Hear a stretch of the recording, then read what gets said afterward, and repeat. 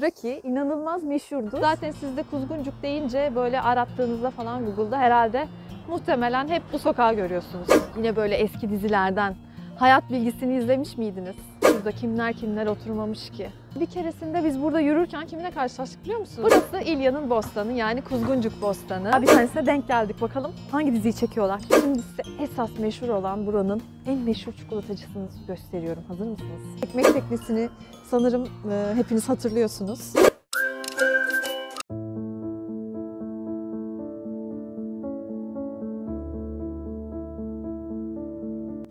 Ben Kuzguncuk'ta yeşil bir dal buldum. Ona tutundum. Martılarla aynı katta oturuyorum, demiş Can Yücel Kuzguncuk'u anlatırken.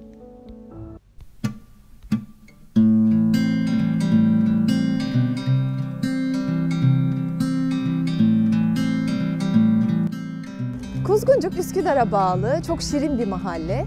Üsküdar merkezden Beykoz yönüne giden bütün otobüslere binip 10 dakika içinde buraya ulaşabilirsiniz.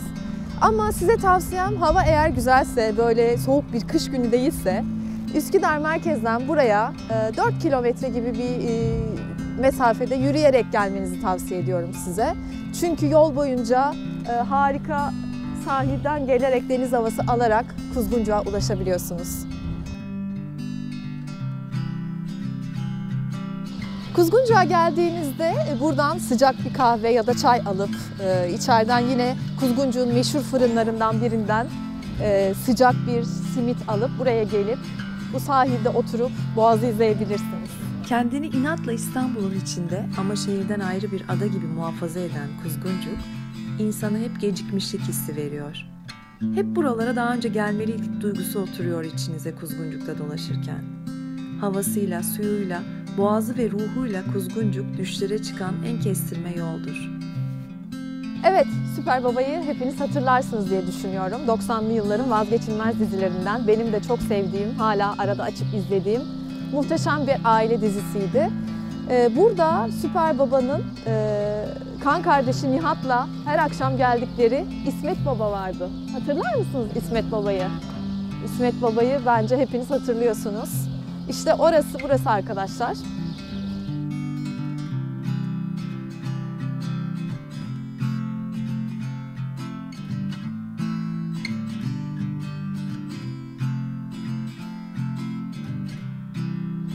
Şimdi sizi hazırsanız eğer bu soğuk kış gününde Kuzguncuk'un sıcacık kalbine doğru götürüyorum. Hadi gelin benimle. Gidemiyorum. Hadi gel geç.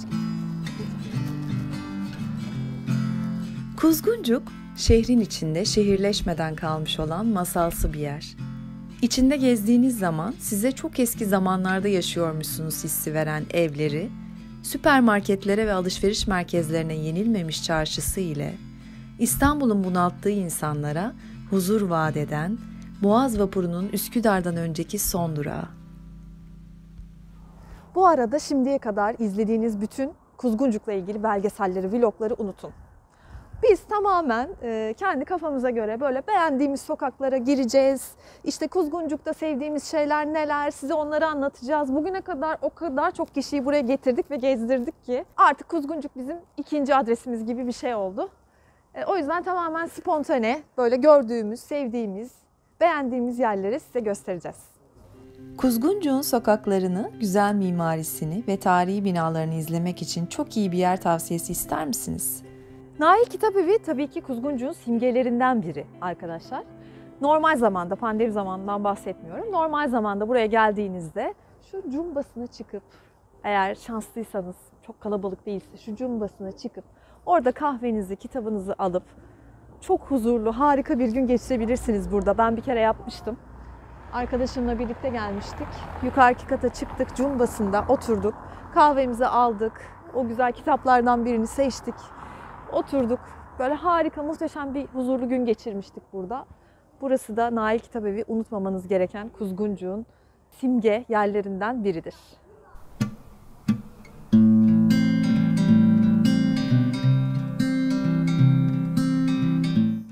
Burası da Kuzguncuk'un meşhur Bereketli Sokağı. Bu sokakta da fotoğraf çekimi çok fazla oluyor arkadaşlar. Buraya geldiğinizde renkli merdivenlerinde fotoğraf çekilebilirsiniz. Sağlı sollu rengarenk evlerinin önünde resim çekilebilirsiniz. Burada oturan halk bu fotoğraf çekimlerinden falan o kadar rahatsız olmuş ki ticari amaçlı fotoğraf çekimlerini yasaklamışlar. Yani evlerin önlerinde fotoğraf çekmeyin işaretleri var. Çok fazla gelin damat çekimi olmuş burada, oluyordu önceden. Artık sanırım ticari amaçlı fotoğraf çekilmelerine izin vermiyorlar. Ama kendiniz bireysel fotoğraf çekilebilirsiniz. Onda bir şey olmaz. Şurada yazıyor. Aldın mı? Kapı önünde fotoğraf çekmek yasaktır diyor mesela.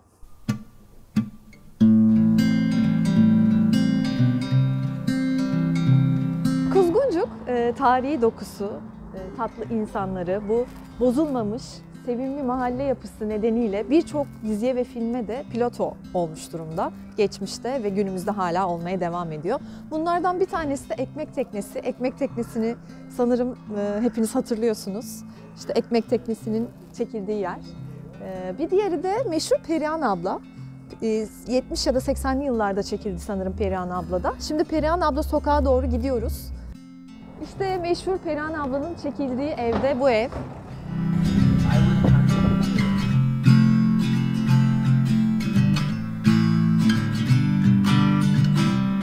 Şimdi Kuzguncuk'a geldiğinizde ne yiyelim diye düşünüyorsanız burada çok fazla alternatif var. Yiyebileceğiniz harika kafeler var. Hangisine oturursanız oturun sizi fazlasıyla tatmin edecektir. Aynı zamanda meşhur fırınları var Kuzguncuk'un. Bir tanesi Tarihi Kuzguncuk Fırını, taş fırın. Bu fırın çok eski bir fırın. Mantarları meşhur, yani mantar kurabiyeleri meşhur. Cevizli, Antep fıstıklı, ondan sonra bakalım neyliymiş. Kakaolu, Antep fıstıklı, değişik böyle çeşitleri var bu şeylerin. Kuzguncuk mantarı dedikleri bu kurabiyelerin değişik çeşitleri var. Tadı inanılmaz güzel. Sadece tereyağla yapıyorlar. Gerçekten çok güzel. Bir tanesini alsanız mesela bir tanesini 3 kişi falan yiyebilirsiniz. Yalnız biraz pahalı. Arkadaşlar onu da söyleyeyim. Adeti 25-30 lira civarı olması lazım. Ama tabii bir kere geldiğinizde deneyebilirsiniz. Her zaman yenilecek bir şey değil fiyatından dolayı ama hani ilk kez Kuzguncuk'a geliyorsanız meşhur olduğu için bu fırın, Tarihi Kuzguncuk Fırını'ndan bir kuzguncuk mantarı yemenizi size tavsiye ediyorum. Dediğim gibi ama bak fiyatı biraz pahalı, 25-30 lira civarında. Bir tane alıp 2-3 kişi yiyebilirsiniz. Ben size Antep fıstıklısını öneriyorum. En çok onu seviyorum.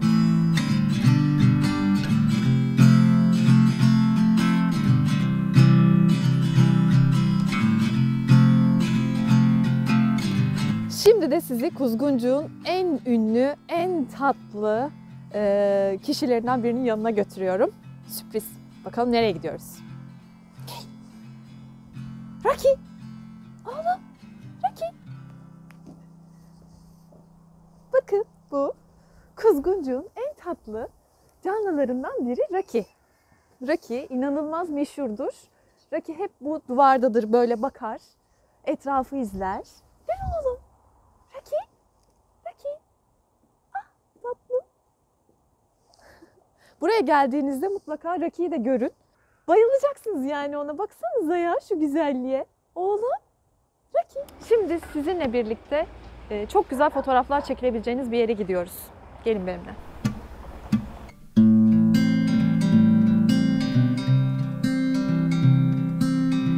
Evet, geldik o meşhur sokağa. Simitçi Tahir Sokağı burası.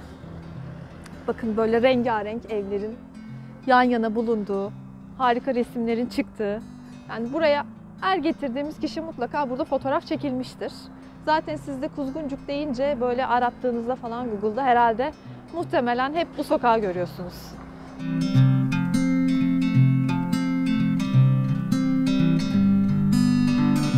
Bu arada kedilerin de en böyle mutlu olduğu sanırım yerlerden biri Kuzguncuk.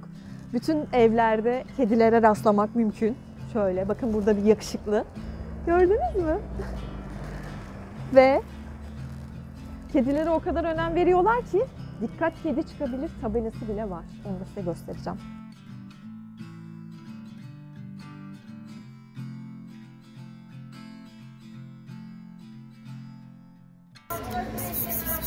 Ah. Kuzguncuk'un arka sokaklarında böyle muhteşem cumbalı evler var. Buraya gelip fotoğraf çekilebilirsiniz. Burası fotoğrafçılar için bulunmaz bir cennet gerçekten. İnsan burada kendini çok güzel hissediyor.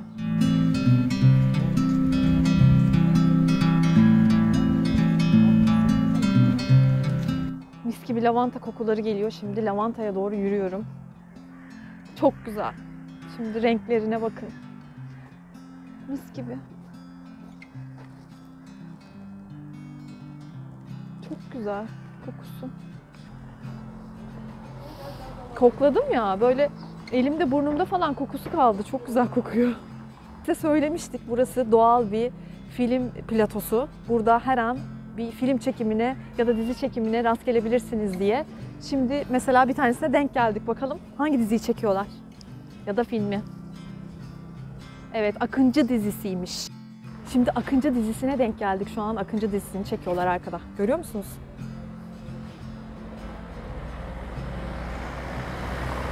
Burası aynı zamanda Ekmek Teknesi'ndeki o meşhur kahve.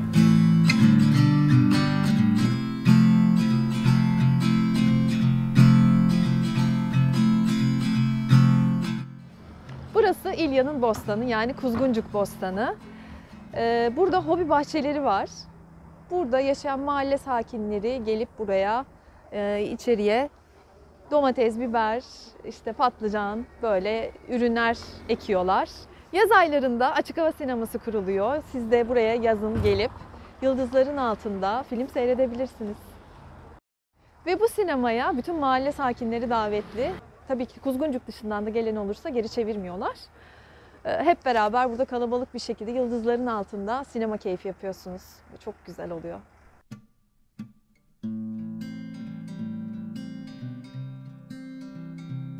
Kuzguncuk Bostanı, Kuzguncuk'un hafızasıdır, nefesidir, rengidir. Şehir hayatının betonlaşmış soğuk yüzünden kaçıp her bulduğumuz fırsatta kendimizi buraya atıyoruz. Burası bizim toprakla, ağaçla, doğayla buluşma noktamız. Bu arada Kuzguncuk'un adı nereden geliyor diye merak edenler için buraya küçük bir tarih notu düşelim isterseniz. Evliya Çelebi'ye göre Kuzguncuk adı Fatih zamanında buraya yerleşmiş Kuzgun Baba adlı bir kişiden kaynaklanmış. Bu cumbalı evlerin birinde oturmayı gerçekten çok isterdim. Hepsi birbirinden güzel. Peki hepimiz Kuzguncuk'u çok seviyoruz. Bunda hemfikiriz. Hepimiz de buraya yerleşmek istiyoruz değil mi? Hepimizin buraya yerleşmek, burada bir ev sahibi olmak veya en azından burada belli bir süre oturmak gibi bir hayali var. Peki Kuzguncuk'ta emlak fiyatlarından haberiniz var mı? Hiç sormayın. Yani biz de bu hayali çok kurmuştuk. Bu İstanbul'a ilk taşındığımız zamanlar ilk oturmak istediğimiz bölge tabii ki Kuzguncuk'tu. Geldik baktık ama bütçemizi çok aşan fiyatlarla karşılaştık. Hadi gelin isterseniz size birkaç fiyat gösterelim emlak piyasası ile ilgili. Size de fikir olur. Mesela 60 metrekare kullanım alanlı bir oda bir salon bahçeli ev kirası 2.900 liraymış. Herhalde en ucuz kiralardan biri. Çünkü bizim baktıklarımız çok daha yüksekti. Fiyatlara bakın. Satılıklara bakalım. Evet. Bakalım. Bir dakika. Evet ama yok. Burada fiyat yok. Şurada yazıyor. Gel. Bir de satılıklara bakalım isterseniz. Yani bu söylediğim kira sanırım en düşük olanıydı. Çünkü biz seneler önce baktığımızda bile daha pahalıydı evler. Satılıklar da söylüyorum. Hangisini söyleyeyim? Uçuk fiyatlar. Biz en iyisi buraya gezmeye devam edelim. Üsküdar'da oturalım.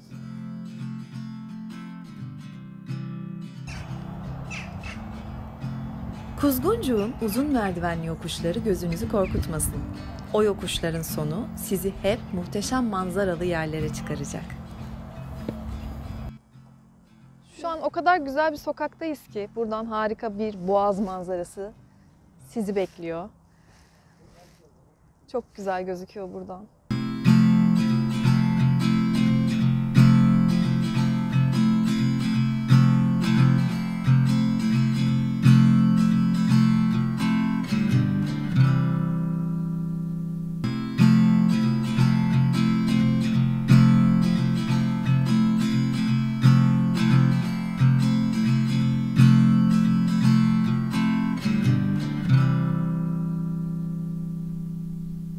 Arkamda görmüş olduğunuz Metet Döner İstanbul'un en meşhur dönercilerinden biri. Vedat Milor'un bile önerdiği çok meşhur bir dönerci. Dönerleri harika. Eğer canınız döner yemek çekerse hiç üşenmeyin, Kuzguncuk'a gelin. Bu muhteşem lezzeti siz de tadın derim. Ve şimdi size esas meşhur olan buranın en meşhur çikolatacısını gösteriyorum. Hazır mısınız? Çikolatacı Aziz Bey, Kuzguncuk'un en meşhur çikolatacısı. Çikolatacı Aziz Bey'in en sevilen çikolatalarından bir tanesi de narlı çikolatası. Bir tadanın bir daha vazgeçemediği efsane bir lezzete sahip. Yine böyle eski dizilerden Hayat Bilgisi'ni izlemiş miydiniz? Hani Hoca Cami'de desem size. Gelin.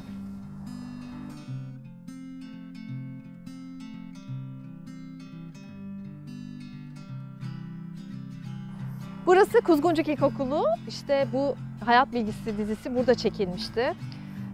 Perran Kutman oynuyordu biliyorsunuz başrollerinde. Meşhurdu o dizide çok. Çok izlerdik o diziyi de. Yani böyle önceden izlediğimiz dizileri gelip böyle yerinde görmek çok güzel ya. İnsana çok farklı bir his veriyor.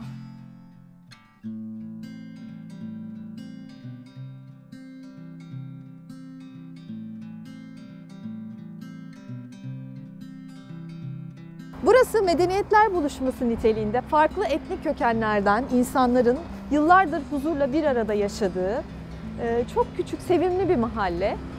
Şöyle ki aynı sokakta hem sinagog hem cami hem de kilise bulunmakta. Aslında buranın en büyük özelliklerinden biri de belki bu. Burada yıllardır insanlar hiçbir kavga, dövüş olmadan farklı etnik kökenlere sahip olsalar da senelerdir burada huzur içinde yaşamışlar ve yaşamaya devam ediyorlar.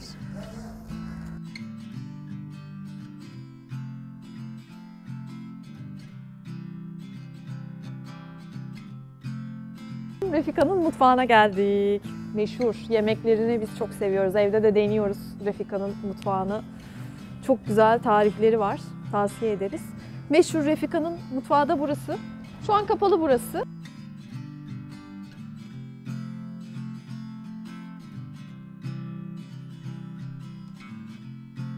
Burada kimler oturmamış ki? Burada zamanında bir kere en büyük Can Yücel oturmuş. Uğur Yücel, Hülya Koçyiğit gibi çok değerli sanatçılar oturmuş burada. Hatta bir keresinde biz burada yürürken kiminle karşılaştık biliyor musunuz? Nejat Yavaşoğulları'yla, ki kendisini çok severim. Bulutsuzluk Özlemi'nin solistidir. Ya buraya geldiğinizde film çekimi kadar bol sanatçı da görebilirsiniz arkadaşlar.